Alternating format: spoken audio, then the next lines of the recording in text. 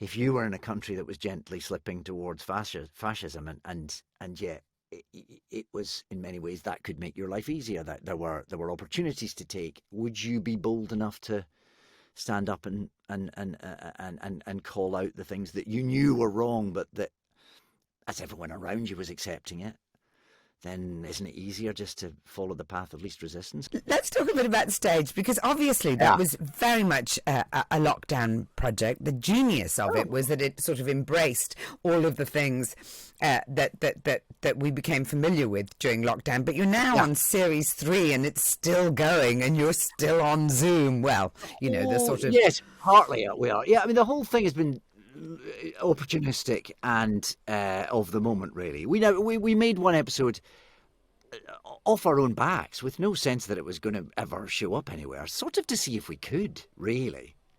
Finn Glynn is the producer that my wife and I have known for years, and he had this idea and said, would it be possible? And we thought, no, of course it won't be possible, but we can try in our own house. It's not like we're doing anything else between bouts of homeschooling.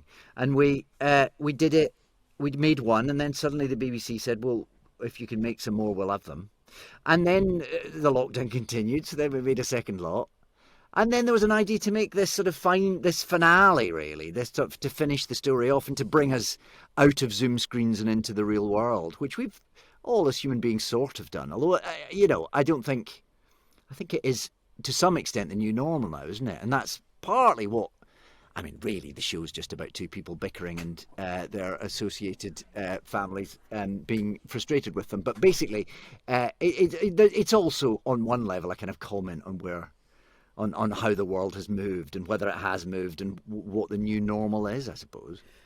You talk about the show being about two people bickering, and that is exactly what it is, and Yes. and remains in a way. How much is it reflective of your relationship with Michael? Because it's obviously a show, it's obviously a fiction, but Yes. it treads very close to the bone. I don't think if you can tread close to the bone, actually, but you know what I mean. I know what you mean. Yeah. I think it is scripted. It's written by Simon Evans and this producer Finn. They create the storylines, and then it's all scripted. It all starts. I mean, Simon didn't know either, Michael or I, when he started writing it, but he went away and listened to sort of interviews with us. One podcast where Michael and I talked to each other, I think he listened to repeatedly to get an idea of what our voices might be, I suppose. But Michael and I don't really bicker. We're much more sort of agreeable with each other in real life. But is it reflective of, I mean, and I'm not saying you bicker, obviously, you probably wouldn't be friends if you bickered that much, but is it reflective of the tone? Is he sort of occasionally slightly tired and bored of your ranting, and does it capture something of the real dynamic? No, I'm endlessly fascinating to Michael, it turns out. I get a bit bored with him sometimes. I don't know that it does, actually. I mean, there must be some element of truth in it, but one that you absolutely will not admit to. Not admit to at all. No, I'm much more sparkling and effervescent than I appear on stage, and Michael's a little bit less grumpy than he appears on stage, only a little bit. Yes, I don't know. I mean, I don't know. There are elements of it, and probably as the series have gone on. But then one of the joys of it has been each sort of iteration has kind of been down a different level of reality. So the second series was us talking about the fact that we'd made this series called Staged. And this series, without giving massive spoilers away, goes into a sort of another reality again, which kind of references the earlier series as not being the real world. So kind of which version of which rabbit hole we're down is, we try to keep you guessing with that, I think. And I was quite surprised in the beginning to see you bring your wife Georgia into it, because the two of you are famously private, and happily so, I think, have been for the whole duration of your relationship. Did it feel in any way invasive? And is it hard? Is it hard to sort of bring work home? Yes, well, you're right. It's not something we'd done a lot of. But then suddenly we're locked in our house, and if you're going to make a TV show, there are only the people next to you that you can make it with. It was a very particular set of circumstances, and Georgia was going to, if we were going to make it, Georgia was going to produce it along with Finn. So it just sort of suddenly made sense. And I think and also we've been together a while now. It doesn't feel like, I think early on in a relationship, particularly if people from the outside are staring at it and making assumptions about it, you feel like it's something very precious that you have to carry very carefully. I think we've been together a long time. We've got a billion kids. I think we're a bit more of a robust structure. So I don't think we're quite so nervous about that as we once were. And also we've discovered we enjoy working together. I don't think that was something, although we met acting opposite each other on Doctor Who, it wasn't something that we imagined we would do a lot of. But then Georgia particularly got into sort of developing things and producing and writing a bit. So that meant we could work together in slightly different capacities, but on the same project.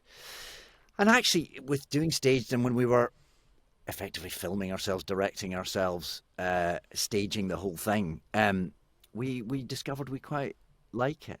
It's quite fun. So we're quite happy to do that increasingly, I think.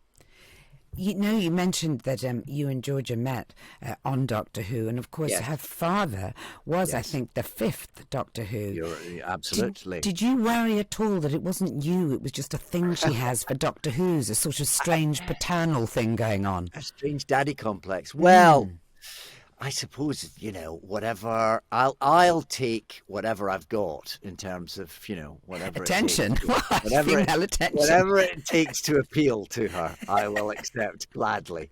I don't know. That's really a question you'd have to put to her. I'm just glad she looked at me. But you never thought to ask? I mean, do you have to wear the coat and the scarf in the bedroom? Now, Mariella, yeah, I'm sure I'm sure that was a flippant comment, because obviously neither my doctor nor Peter's doctor ever wore a long scarf, but you knew that, right? I know that, but I'm showing my age and also the iconic nature of that original outfit, which lasted for quite a few iterations, did it not? You must have been disappointed, actually. Mariella, no. There's only Tom Baker wore the scarf. Come on. No way. There's only Tom Baker wore the scarf, yeah. My goodness, and in my head, it's completely synonymous with Doctor Who. Well, there you go. That's It definitely is showing my age, isn't it? Yeah, man, I guess. You're locked in a particular time zone now. I'm in a time warp. Yeah, exactly like him. Well, I just thought I'd leave that in there as a little germ for you to fret over this idea that is it you or is it Doctor Who? Thank you for destroying my marriage. No. Doctor Who runs through we met on Doctor Who, obviously. I grew up loving Doctor Who. Georgia grew up as the daughter of Doctor Who. So it's something that runs through our life, like as if through a stick of rock, really. It's sort of, and do you know what? It's quite a nice thing. That's quite if your world has to revolve around any particular fantasy universe, it's quite a benevolent one, I think. Indeed. Do you have, because I want to talk to you a bit about playing Alexander Litvinenko, the Russian defector, but do you have a preference? Because you often play larger-than-life characters, but someone like Litvinenko is obviously a much more sort of somber portrayal. Do you have a preference when you look at a script? What makes you think, yes, that's me? Well, I don't know. I suppose I don't have a preference. I suppose if I have a preference, it's that there are a variety of different things, and that's what keeps you fresh and keeps you guessing and keeps you working. I suppose if you just do tell the same kind of story and inhabit the same kind of character, then maybe it gets all a bit too easy or predictable. So yeah, I relish the opportunity to go from something sort of silly like Staged, where you're kind of bantering with your mates, to something like a sort of grand fantasy like Doctor Who, to something very real world and very which has great sort of contemporary relevances and resonances like the story of Litvinenko. So to get to do all those different things and in all those different types of media is that's why I count myself very lucky to be able to enjoy. You talk about Litvinenko's, or you talk about real world, and you can't get more real world really than the Yeah, Litvinenko story. I yeah, think in many ways, it was a sort of a harbinger of the doom to come in yeah. many ways. Well, Um, quite. what was it about that part that particularly interested you, but also how difficult to play someone real, and I mean, because it's a private tragedy as well as a sort of public warning story. Yeah, of course. Well, that's the thing. You kind of initially, it's very well written, and very scrupulously written by George Kay. So that you read the script and you go, "This is a story that I want to be part of telling because it's important and it's fascinating and it's gripping." And then, of course, you meet Marina and you meet Anatoly and you meet, Alexander's family, and you think, oh, as you say, this is a personal tragedy, which plays out on a kind of geopolitical global scale. And actually, the combination of those two is such an extraordinarily powerful cocktail. But it moved from my sort of experience, it moved from being a story that I wanted to tell because it felt big and important and relevant to telling a very personal, very intimate story of this loss that this family had been through, and this extraordinary tragedy of this incredibly brave, heroic man who really sacrificed his dying hours, days, moments to bringing to justice his killer as he saw it, and to letting the world know the truth. I know, it's so sobering, isn't it? Like at the moment, looking at those people protesting in China, or the Iranian football team even, not singing the national anthem, and then you hear that there are repercussions for their families, and then someone like Litvinenko, obviously on an even greater scale, I guess. In a way, it gives you faith in human nature, but in another way, isn't it a sort of depressing state of the world today? Oh, I mean that should have happened to the Litvinenko family. That Sasha should have felt the need to spend his last hours witnessing, testifying. It's so deeply wrong, but as you say, it gives you an incredible sort of shock to the system. I'm doing a play at the moment called Good, which is all about Germany in the 30s and plots sort of one man's journey through that sort of living through that world, and the idea that any one of us might live through a moment in history. Of course, you don't realize history is happening around you. You're just living life day to day, and as that for something like what happened in Germany, that incremental creep towards fascism. Nothing happens in the moment. We just make tiny decisions every day. And when is the moment when you think, no, thus far and no farther? This is as the world sort of as normality changes and morphs around you in tiny steps day by day. It can be quite hard to maybe sort of have an objectivity and notice that actually things are slipping further than they should, and that we as human beings have the responsibility at some point to stand up and be counted. And it's very difficult to place yourself within that sort of the objectivity of history there. And when you come across stories like Litvinenko's story, it gives you some sort of faith in humanity. It's also very terrifying to know that human beings are capable of doing these terrible things to each other. I think at the same time, it also makes us all wonder where we are in that continuum. Where what is happening in the world around us that needs to be called out and that we are ignoring. And isn't it also a sense, I mean, exactly as you're describing it, because it's incremental, you don't necessarily see the change that is happening. We live in incredibly sort of polarized, self-righteous times. Social media seems to have made everyone be, on the one hand, outraged, but on the other hand, fail to actually do anything of note in a way, and it's that thing about the banality of evil that it is something that creeps up, that you're unaware of happening around you unless you're in tuned to what's happening around you, and you let things pass and you let things pass and you let things pass.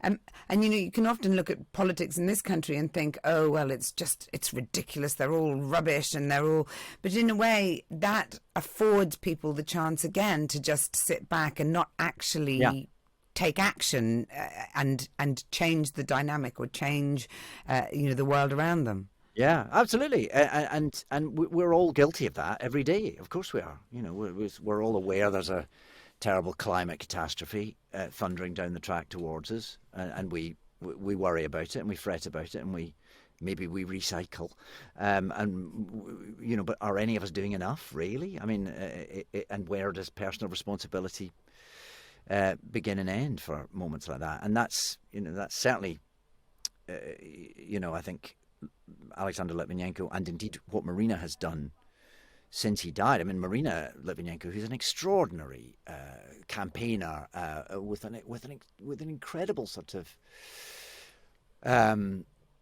life about her and energy about her, and this was not the life she signed up to. She didn't expect this terrible tragedy to be visited upon her. She never saw herself as a campaigner, and yet, she has taken that on board, and she's an incredible woman who I think everyone who's worked on Litvinenko is motivated by and for. And that's we started off thinking we were making a story about politics, and actually we ended up making a story about a family. And in terms of making something like that, a docudrama about, as we've talked about, a real case and a tragic case, what's your hope for what it achieves? I mean, obviously, wider public recognition for the for what happened to him and for the injustice of it, but beyond that. Well, I think that's a big part of it, though. The idea was that Sasha was meant to be shut up. He was never meant to survive as long as he did. It was his tenacity, physically and psychologically, that meant he hung on long enough for them to figure out what had happened. He was the only witness to his murder. He was the evidence of exactly what went on. And this extraordinarily rare isotope that he was poisoned with was only really discovered because he didn't die quick enough. He was supposed to drink that tea and fall over, and whether this is just because he was a very fit man, which he was, or whether there was just some sort of mental tenacity that thought, I am not going down without taking this with us. And Putin was on record of talking about how he's gone, he's not got anything to say anymore. Well, by keeping telling this story, which is exactly what Marina has done, he does not shut up. I mean, death may have taken him, but his story is still being shouted about, and that's. I think these injustices have to be called out, and we have to all take responsibility for it, whatever our part in a society is that allows that to happen, and make sure we're doing everything we can to make sure it doesn't happen again. Did it make you ponder on what cause you'd be prepared to put your neck on the line for? Absolutely, it does. And doing this play at the moment has been making me think about that on a nightly basis, because if you were in a country that was gently slipping towards fascism, and yet it was in many ways that could make your life easier, that there were opportunities to take, would you be bold enough to stand up and call out the things that you knew were wrong, but that as everyone around you was accepting it, then isn't it easier just to follow the path of least resistance? And I think that's happening. Like I say, that's happening to all of us every day, in very minor ways. But all these decisions that we make day by day have a kind of have a progressive effect on where we end up as human beings and as a society. I think and sort of knowing what one's responsibility is not easy necessarily, but it's part of what I suppose we're all charged to do. Have you ever read Gita Sereni, the book about Albert Speer? No, I haven't. Battle actually. with Truth. No. Oh, David, yeah, right. You have to read it because it's so pertinent to what you're talking about with the play there and everything, because that was his big thing, the sort of architect of Nazism who just couldn't accept and who other people found it difficult to accept, could have been instrumental in this horrendous crime against humanity. It's really interesting. I think you'd love it. Yes, absolutely. I know during the pandemic you were a big supporter of the arts and what was happening to them, and you spoke out quite frequently. I wondered what you felt, having, many institutions struggled to survive, to get through the pandemic, and then to find themselves the other day losing their funding from the Arts Council, places like the Donmar and the Hampstead Theatre, because you constantly move, don't you, from screen back to the stage. It's clearly, it's where you started out, and it's clearly a big love of yours. And it's also very important. It's important. It's the ecology of the arts in this country. I mean, it's one of the few exports we have, isn't it? Our cultural product, if you like. If you want to look at it very sort of dispassionately, it creates a lot of money. It's one of these things that this country does well, and we have to do it well all the way down the scale. And the smallest of the theatres, the smallest fringe venue above a pub, is the sort of place that discovers the new creative force that will end up making the multi-billion-dollar Netflix show 10 years down the line. It's something this country does well, and we tinker with it at our peril. And actually, the government, a lot of us, as you say, we got out and we shouted a lot during lockdown, because theatres particularly, they were big buildings that had to be shut. People couldn't sit together in rows and watch plays, so they needed help. And I think the government did step up to an extent. There was they could always have done more, but there was a lot of funding to keep places going that might otherwise have gone under. But that doesn't necessarily, it's also an industry that's supported by freelancers, and freelancers didn't work, and that was tricky, and a lot of people have dropped out of the industry, and these are all very precious resources that we have, all these theatres. Somewhere like the Donmar is interesting. You're almost damned if you do and damned if you don't, because the Donmar is very good at reaching out and getting corporate sponsors and filling its house every night. And it feels sometimes that an establishment like that is almost punished for doing too well. Kind of, well, if you can cope without public funding, so we'll take it off you. But the arts, one of the difficult things about the arts is they're not they don't entirely fit a capitalist model. They need to be able to fail now and again, otherwise they're not going to get better. I'm not suggesting that that's specific to the Donmar. I just mean that's what Arts Council funding is for. It's to allow experimentation. It's to allow artists from different backgrounds to get a shot, so that all the theatres don't have to just churn out endless kind of bums on seats winners every time. They can take some risks, and that's where the real sparks arise, and that's where the new kind of the new movements come, the new artists arise, and all this stuff it needs to be nurtured, and it's precious, and that's I'm sure that if you're a government trying to balance the books and trying to make things, all sorts of public services keep running, sometimes it feels like the arts is an unnecessary one, but it's such an important part of the infrastructure of every country, but this country in particular, that we have to really take care of it. I wonder, I mentioned the fact that your career started on the stage. I think you were one of the youngest students at the Royal Scottish Academy of Music and Drama. How much did you have a sense then that the capital was the epicentre? Because, of course, the big argument at the moment for taking money off those institutions that we're talking about is to spread the largesse or minimal largesse around the country. Yeah, there's a bit of that, of course, and my first theatrical experiences were in Scotland, and I'm aware that a lot of the places up there are struggling, particularly post-pandemic, and all over the country. And we absolutely need to look after the arts across the country. But in terms of the amount of funding that makes a massive difference to a sector like that, it's relatively small compared to something like defence or one of these. It's quite a small amount of money that would make quite a large difference. And yes, of course, London is an international centre for the arts, as it is for many other things, and that I don't think we need to disregard that to bring up places across the country as well. We can have both, can't we? One would hope so. One would hope Yeah. so, but that does seem a struggle at the moment. But I think a lot of things seem quite a struggle at the moment. You're outspoken and you're politically minded. I think you've said that Keir Starmer is, a grown up in the room, and that's a relief.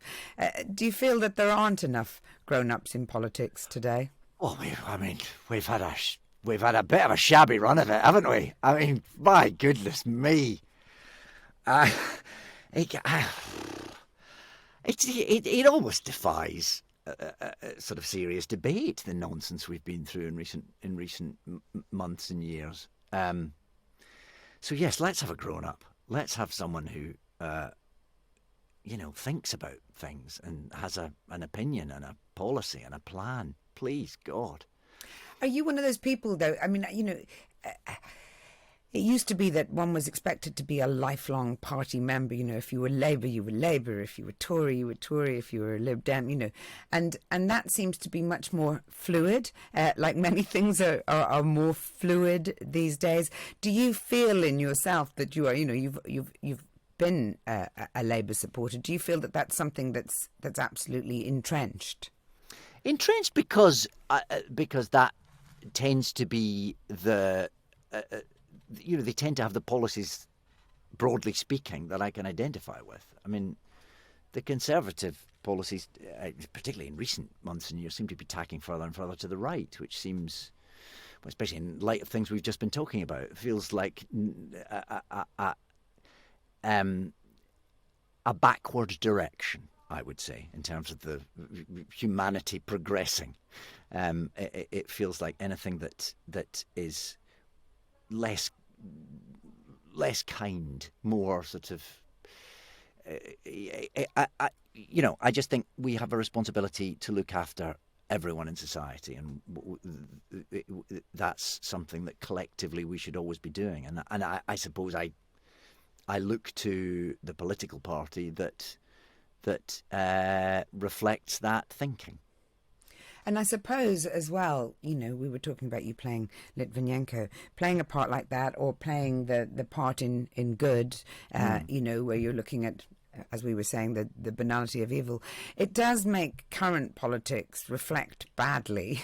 If you look at the sort of the life and death nature of them for many people on this planet. Well, yes. I mean, I think the rise of populism has been quite scary. It does feel sometimes like we didn't learn some of the very important lessons from relatively recent history. And then there are some signs of hope there as well. And the recent midterms in America were interesting. It feels like maybe that pendulum swung as far as it's going to for now. But I don't want to speak too soon, obviously. I mean, I think. I just want us all. I just feel like there's a lack of kindness in the world, and that's depressing, especially when you look at, we've got a house full of young children, and you want the world to be a nice place for them to grow up into. That sounds like a banality, but there's not really anything that's much more important than that. You've got a house full of children, but you have got one who's fled the coop, as it were. Your son Ty is actually an actor now, and he recently featured in the HBO hit show House of Dragons. He did. Based on your own experience of being an actor and of being catapulted to pretty swift fame with Doctor Who, what advice have you given him to avoid the pitfalls? I don't really know. I mean, I suppose Ty's had the advantage of growing up around it. His grandparents are actors, both his parents are actors, so he's got. I suppose he's sort of he's steeped in it from that point of view. So there's probably not very much that's going to surprise him. And he feels very suited to it. It feels like he's not overawed by the world of it, which I think I probably was, as a sort of 17-year-old from Paisley. There weren't a lot of precedents around me for what being an actor meant or how you kind of dealt with it. And so maybe he's got that as an advantage. He's also probably just, calmer than I was as a human being. But in terms of advice, I don't know. I think it's just the only advice I ever give, and I give it to him and anyone else who is just sort of be on time, learn your lines, and be nice. You know, I think it's important. I think acting is a collective experience. Making a film or a TV show or a theatre piece, it's about working as a group, as a team, and that's about working well with other people and being an open, decent human being. I think that shows in your work, and it's also, you know, acting. There's a lot of people who want to act, and it's an overcrowded profession. So there's no excuse for being an arse. I think it's a perfect note to end on. No excuse at all for being an arse. Can I say arse on Times Radio? I don't know. think you can. I think you can. I mean, surely it's a body part, isn't it? I nearly said something worse, so I'm glad I stopped myself. I'm so glad you restrained yourself. Yeah. David Tennant, delight to talk to you. Thank you very much indeed. Thanks, Mariella. For sparing me the time today. Pleasure. Cheers. I see the hair. You've got rid of the lockdown locks. Well, they were. My original lockdown locks were actually hair extensions. Were they? Because I had long hair for this show that then got put on hold, like everything in lockdown. And I came home with the long hair. And of course, we all thought we were going back in 2 weeks, 3 weeks, 3 months, 4 months. And then the extensions fell out, and I replaced it with my real hair. So when I went back to work, I brought my own hair. Interesting. And so were you stuck with those hair extensions all the way through lockdown? Did they not get a bit annoying? They just sort of gradually fell out one by one, and they got replaced. And it was just the right amount of time so that when we finally started shooting again, I had my own hair. It was perfect. Perfect. Aren't you the luckiest man alive?